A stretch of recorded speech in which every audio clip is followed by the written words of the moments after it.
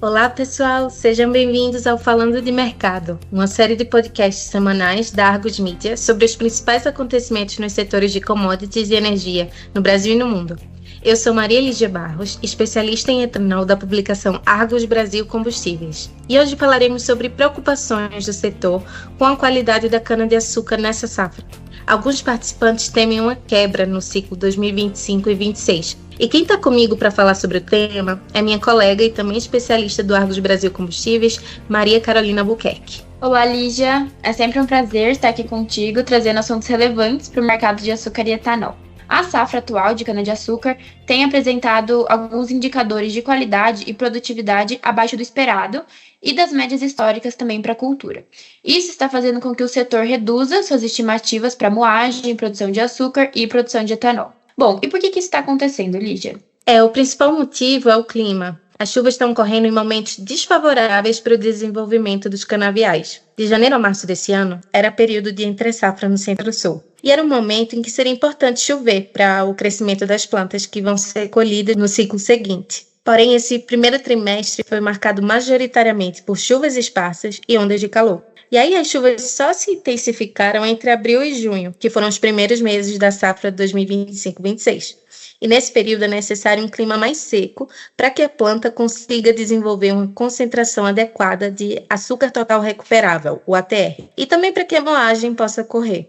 Além disso, Lígia, outro fator que também está pesando para essa deterioração dos canaviais são as queimadas que atingiram o Centro-Sul no ano passado. Esse evento climático tem ocasionado mais prejuízos na safra atual do que o setor esperava. Geralmente, quando ocorrem essas queimadas, os produtores precisam realizar alguns trabalhos de campo para retirar as impurezas e fazer com que o solo consiga voltar a ser produtivo. Porém, no ano passado, houve um período significativo de chuva após as queimadas que dificultou o trabalho de recuperação dos solos de maneira adequada e suficiente, o que tem impactado o desenvolvimento e a colheita da safra atual.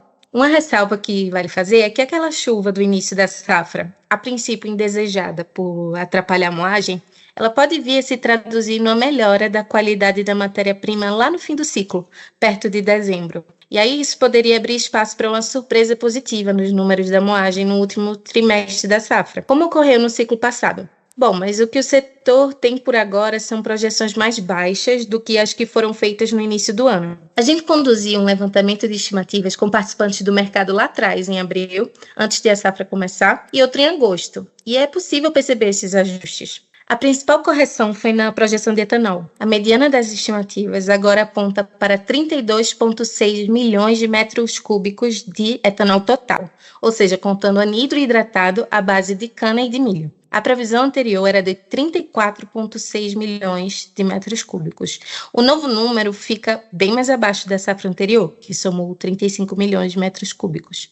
Já para o açúcar, a mediana das estimativas aponta para uma produção de 39,7 milhões de toneladas, em comparação com a projeção anterior do início da safra de 42 milhões de toneladas. Essas revisões nas estimativas, tanto açúcar e etanol, refletem uma disponibilidade menor da matéria-prima que deve ocorrer nessa safra. O setor está estimando que a moagem de cana-de-açúcar fique próxima de 590 milhões de toneladas nessa temporada 25-26. Quando fizemos a pesquisa, no início do ano, praticamente todos os participantes esperavam uma moagem acima de 600 milhões de toneladas, o que já não é mais uma realidade. Por outro lado, o mix de produção ainda deve favorecer o açúcar, igual apontavam as projeções no início do ano, com inclusive um leve aumento na participação do açúcar. Agora, o mercado está estimando um mix de 51,6% para o açúcar e 48,4% para o etanol, em comparação com as pesquisas no início do ano, que mostravam um mix de 50,8% para o adoçante e 49,2% para o biocombustível. E isso deve ocorrer porque as usinas realizaram ao longo dos últimos 3 anos diversos investimentos em capacidade de cristalização, que é o que está permitindo hoje que as usinas consigam produzir volumes significativos de açúcar, mesmo com uma qualidade do insumo inferior.